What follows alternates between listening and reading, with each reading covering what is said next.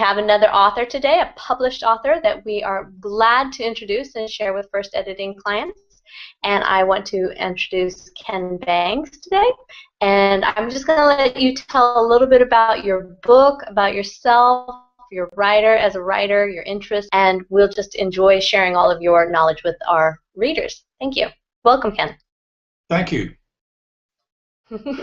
Could you describe yourself as a writer, what your interests are, your abilities, or problems that you encounter as a writer? Well, I'm a new writer. I retired in 2013, and I had always wanted to write. And of course, during my professional career, I had written legal opinions, I'd written case reports, I'd written investigative reports, but that's much different than sitting down to tell a story. And one of the things that I've had to guard against as an author is writing legal opinions or writing reports or doing prosecution reports.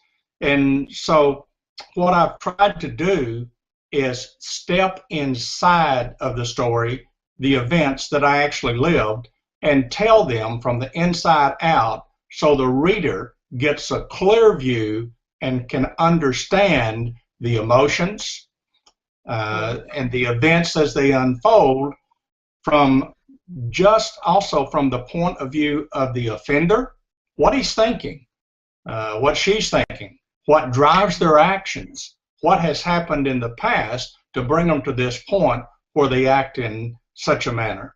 And then from the point of view of the victim, as the victim's experiencing it, right up to the point where the lights go out in the homicides that I worked.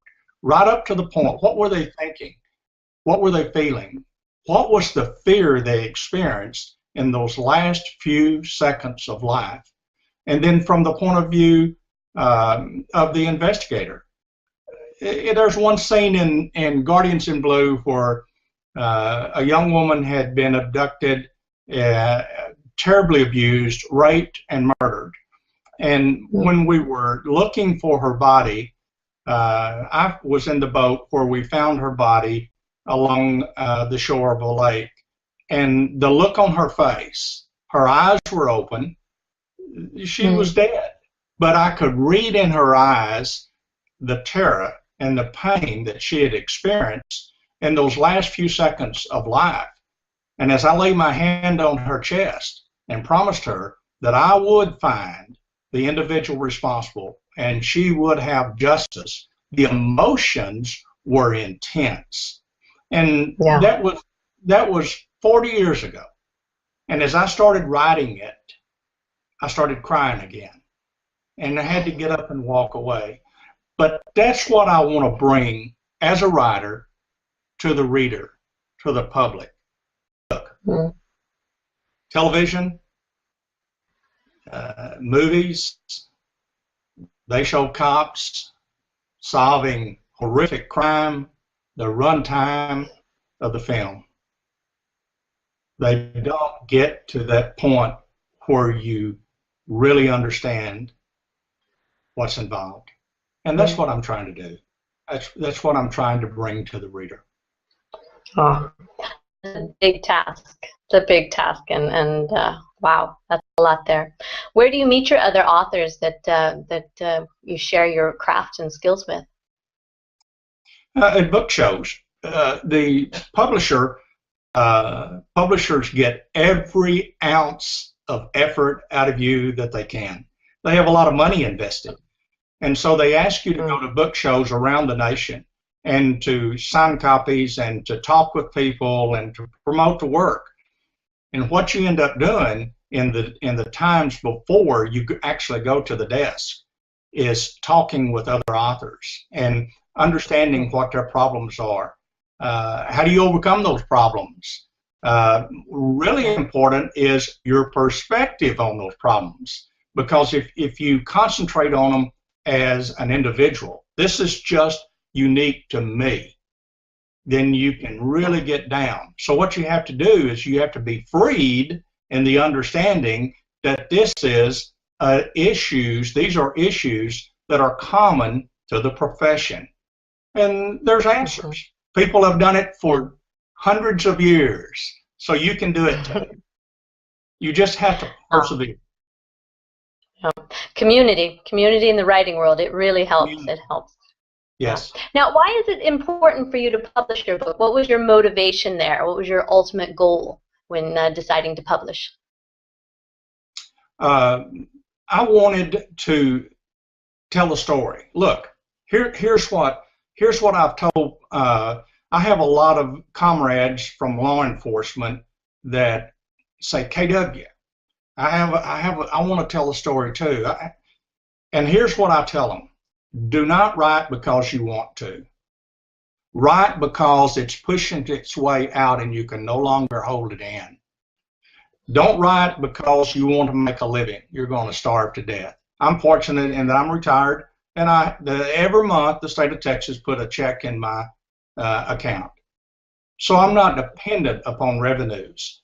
And unless you have a platform, unless you have a public, then don't expect that you're going to be Clancy, because you're not. And so what I wanted to do was I had to tell the story. I dream at night. Look, I'm a combat veteran, United States Army, and I will be 70 years old in August. The older I get, the more I relive those experiences, the more I dream, the more real they become, the more you smell, the more you hear, the more you feel. And what happens in these issues that I'm writing about, these cases I'm writing about, is the same thing. They push their way up and out. And I have been married 49 years in September. And all those years, my wife has known very little about this because you don't bring it home. She can't handle it. She's not geared that way. You're not geared that way. People who are not in law enforcement, who do not work the street, who have not stood in a room fighting with a man and have his mother blow his head off with a 12-gauge shotgun while he's in your hands, you can't understand the emotions that brings me when I relive that. So now what's happening, I have a doctorate in counseling. So I know the importance of releasing and allowing those emotions to come out. And that's what I'm doing. I'm publishing because I want to tell that story. I want that victim story told. I want the people on the street to understand. And this is going to sound really cheesy, but I want them to understand why you're a guardian. You have to be a guardian. It's a call. It's not a profession. It's something that you have to do. And that's the reason I write. And that's the reason I want it to be published. Now, let me add on to that. I do not self-publish. And the reason I refuse to self-publish is this. If I can't produce a product that a publishing house is willing to invest in, then the product is not good enough to put on the street. That's just my view. Okay. And those who want to self-publish, God bless them. I wish them all the luck in the world. It's a long journey either way, but yeah, good luck to them. When you need to find help or information to become published, where did you go? Where did you look? What groups or tools or websites or books helped you to become published? I went to publishing sites and read everything they had. And that's one of the things I did as a judge when you're briefed on cases before you go into the courtroom. I read every line, every sentence of every briefing to get as much information and be as prepared as I could be before I took the bench. As a police officer, you do the same thing. So that's what came to me. I read everything I could from all the different sites, including self-publishing sites, to get all the information I could. And then I picked up the phone and started calling people and talking with people. And I found some agents that would actually take your call and talk with you and So I used that information, and that's what prepared me. That's And great. that's one of That's the a lot of reasons hard I work. knew. That's one of the reasons I knew. Expect rejection letters. No. Plenty. Plenty. So, well, that's great. Reaching out, taking your own self-initiative, that's very good. And when you went through this, of course, you went to the publishers, and then eventually you had to prepare your book. So you came to us for professional editing services. Why did you choose professional versus a freelancer or using a self-tool or something like that?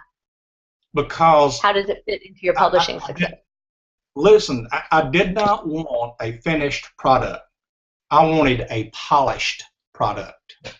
My wife is an English teacher, and she is, of course, very knowledgeable and could probably help me edit, but I don't let her help me edit because I want an objective view, and I want someone that does it every day, and I want someone who is focused on editing, not classroom management, not diagramming a sentence, not conjugating a verb.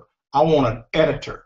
And the reason I spent the money that I spent to have Guardians in Blue edited by you was that I wanted a polished product, one that when the reader picks it up, they're not distracted by eras, and they can flow with the story and the emotions. Well put. Well put. What were your biggest roadblocks in your writing and becoming a published author? Not having a name, not having a public, and not having a platform. If you are Charles Krauthammer, who is a syndicated columnist, and he writes every day for newspapers across the nation. Readers know his name.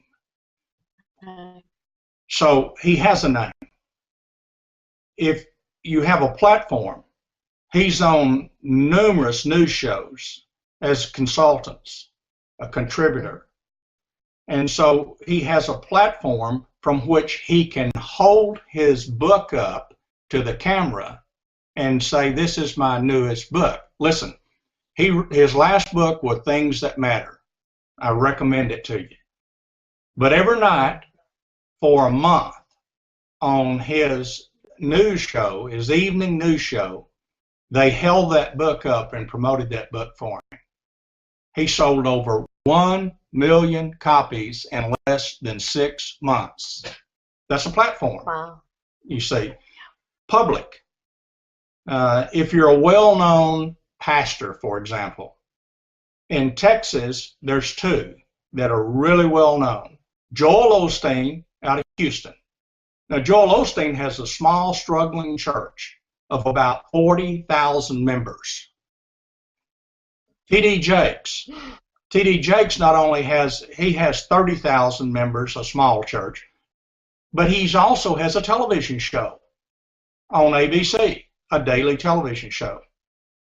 When Joel Osteen or T.D. Jakes are on a broader national scale, if you look at Billy Graham, or his son, Franklin Graham, if they write a book, conservatively speaking, 10% of their membership are going to buy that book.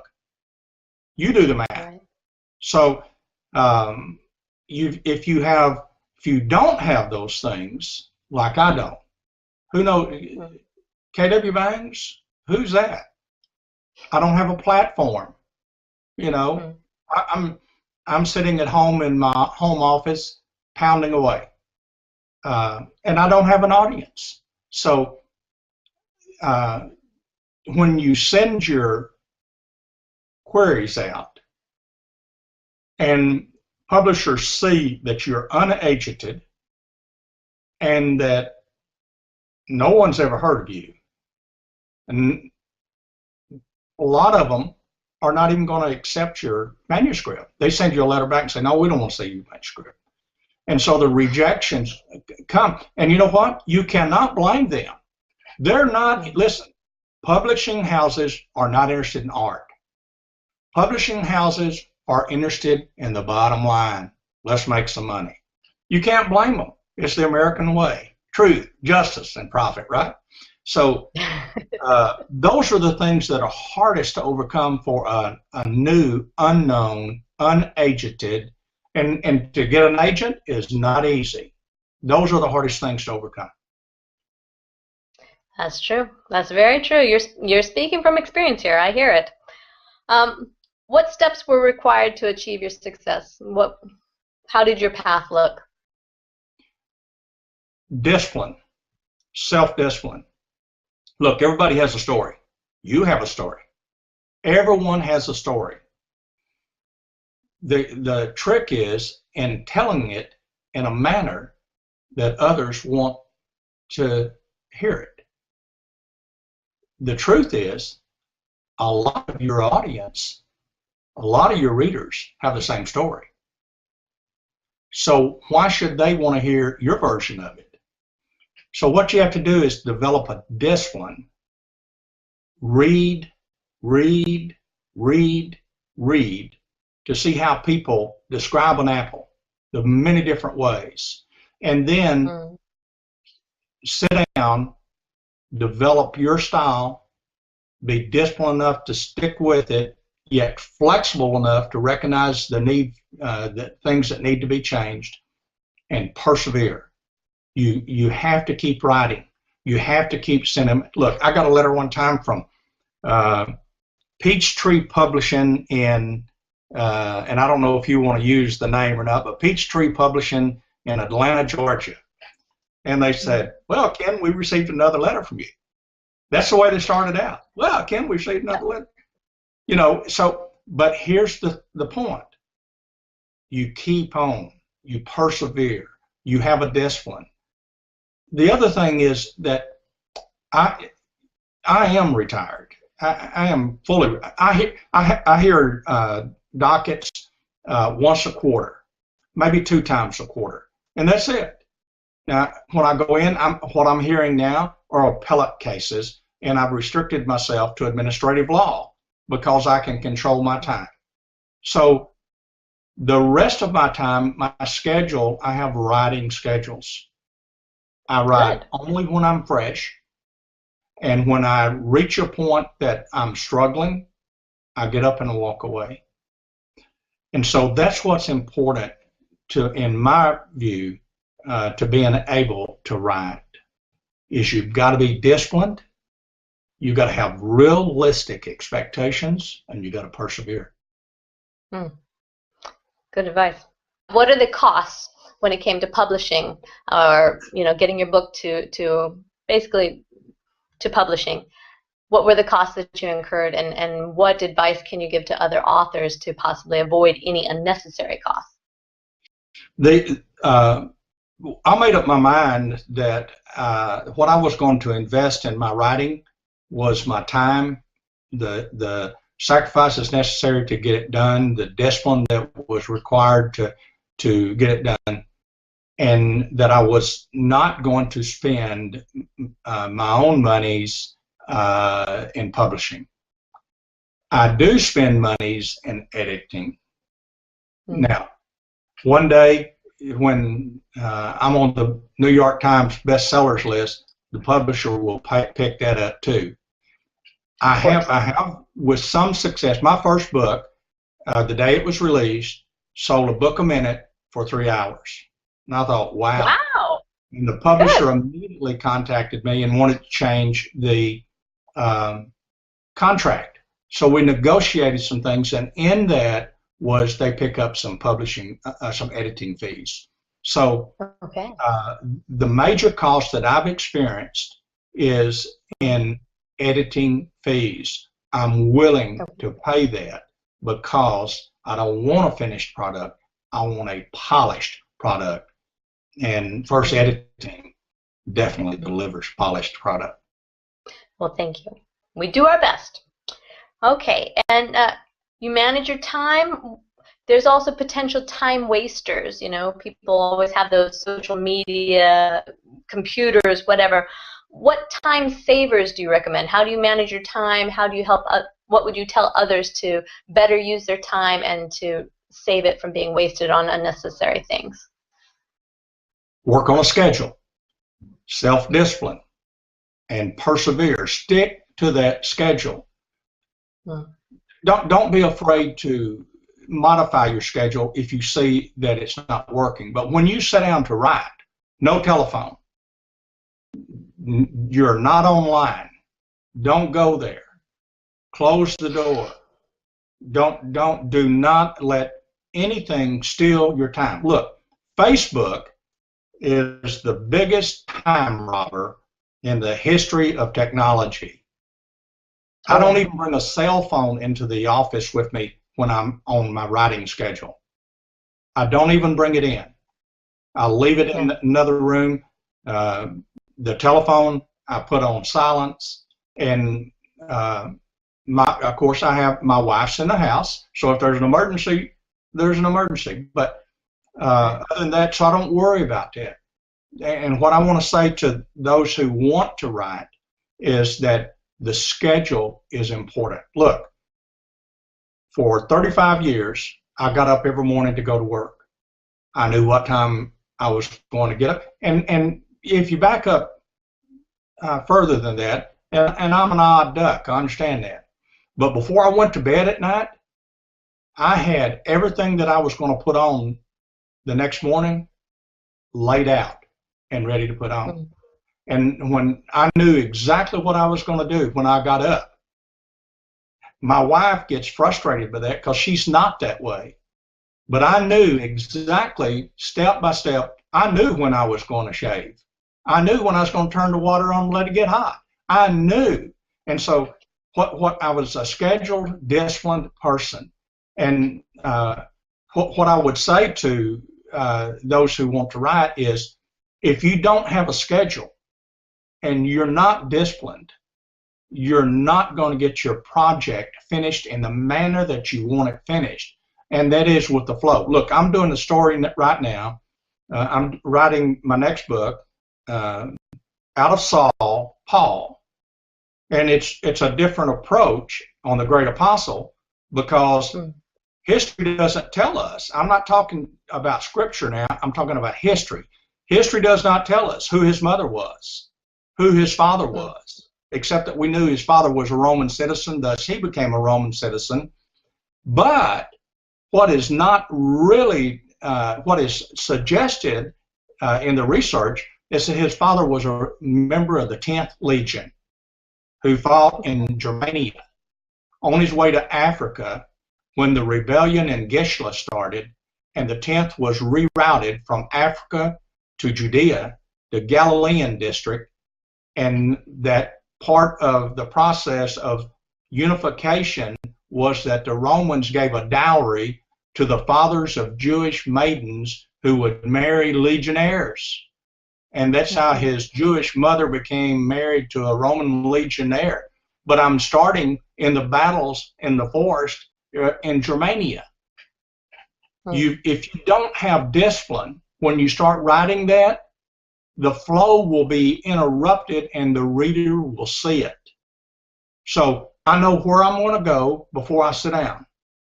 When I get to the point that I had established the stop, I stop and prepare for the next writing session. And I think that's important for the writer. You'd be a great writing coach. I can see this. It's very determined here. What frustrations did you encounter along when all of this is happening? I know you're very structured and you've got all that going on, but there must be frustrations that come through. And what do you wish you'd done differently or simply avoided in your path? As much as I tried to control my expectations, I got a little excited when Roscoe Jack started selling like it was selling. I had no idea that it was going to sell that like that, and so maybe what I did was allow my emotions to create some unrealistic expectations there, for the next books. And so I wish that I think I could have avoided frustrations by better managing my expectations and by having a growth ladder. You're on this rung. You're going to be on the next rung. But to get to that next rung, you have to work and climb up. I wish I had done that. The other thing I wish I had done to avoid some frustrations was in my relationship with publishers, better understanding the relationships as they exist with a publisher, especially for a new author who has no platform and no audience. I wish I had done that. I did not, and it was very frustrating. Now, I knew to expect rejection letters, but my word, I had no idea I'd get 5 a day. You cannot let ego get in the way. You sit down and you have labored and you produced 165,000 word manuscript, and you think it's absolute fabulous. And you ask your readers, by the way, that's one of the things I recommend for writers, is to have readers, not editors, readers. And your readers come back and they say, golly, this thing is the best sleep aid I've had. And it's frustrating, so you have to control that. Well, where did you find your readers? I'm just going to interject here. Where did you find your readers? My readers? Where did I find my readers? From what I'm writing about. When I'm writing a police story, I have police officers. Look, in Guardians in Blue, you see that some of the readers are chiefs. One of the readers is the longest serving sheriff in Collin County, Texas, 30+ years. Two of the readers are street cops. They never took promotional exams. They worked the street. And so I wanted the broad perspective point of view. When I'm writing, Roscoe Jack is about Gateway Farm, which was a home that we established after I retired. We established for children in the care of Child Protective Services. And the adventures there, and there's a little dog that's worked in, and his name is Roscoe Jack. Well, the point is he was abandoned like our children were abandoned. And so I wanted people experienced in that to read what I was writing. And so now when I come to out of Paul, I'll have theologians read it. And they're going to fuss a lot with the historical facts. But what I do is I say, this is a creative work of fiction based on history. Right. So that's where I get my reader. That's good advice. Good advice. Take it to the people. And how did you feel at the beginning and end of the journey? I mean, maybe you're not completely done. You've moved on to your next book, but give them an idea of this roller coaster they're on, and what were your emotions and what fears did you have to overcome to achieve your success? Look, I've never feared being rejected because, I worked, when I was 19 years old, I was walking the beat in downtown Dallas. There's a lot of rejection in a 19-year-old telling a 40-year-old to sign here, sir, press firmly, there's 3 copies. So that's never been my problem. But what I would caution against is that you have to have, and I've used this term before, realistic expectations. You really do. Look, you think a lot of yourself. If you didn't, you wouldn't be healthy. I think a lot of myself. But I also recognize my limitations. If you didn't recognize your limitations, you would be setting yourself up for some serious health issues, mental health issues. So would I, and I have. You understand? So what I think as a part of the maturation process as a writer is that you have to have realistic expectations. You're not writing Seabiscuit. You're not writing Unbroken. You're not writing War and Remembrance nor The Winds of War. So if you start doing sequels, you need to understand that what your limitations are. Fair enough. Fair enough. So what are your final words of advice? So how can other writers overcome their emotional barriers and their fears to become a successfully published author like yourself? What are your last words of advice here? Understand what you want to accomplish. And people say, well, I just sat down and start writing. Okay. Then maybe you can get you a comic strip in the Dallas Morning News. But if you really want to tell the story that's locked inside you, then you have to come to a place of reconciliation with that event. And you have to be willing to tell it, the good, the bad, the ugly, and you have to be able to fashion it in the real life manner so that when people read it, it's realistic. And so my advice to you, to the writers is, number one, of course, you've got to understand your story. You can't just sit down and start pounding. You've got to understand your story. Number two, you have to have a schedule. Number three, you have to be disciplined. And number four, don't let rejection stop you. Persevere. Persevere. That's my my words to those who want to write.